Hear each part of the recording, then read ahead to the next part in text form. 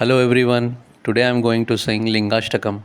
ब्रह्ममुरारिसुरार्चितलिङ्गं निर्मलभासितशोभितलिङ्गं जन्मजदुःखविनाशकलिङ्गं तत्प्रणमामि सदा शिवलिङ्गं देवमुनिप्रवरार्चितलिङ्गं कामदहनकरुणाकरलिङ्गं रावणदर्पविनाशनलिङ्गं तत्प्रणमामि सदा शिवलिङ्गं सर्वसुगन्धसुलेपितलिङ्गं बुद्धिविवर्धनकारणलिङ्गं सिद्धसुरासुरवन्दितलिङ्गं तत्प्रणमामि सदा शिवलिङ्गं कनकमहामणिभूषितलिङ्गं फणिपतिवेष्टितशोभितलिङ्गं दक्षसुयज्ञविनाशनलिङ्गं तत्प्रणमामि सदा शिवलिङ्गं कुङ्कुमचन्दनलेपितलिङ्गं पङ्कजहारसुशोभितलिङ्गं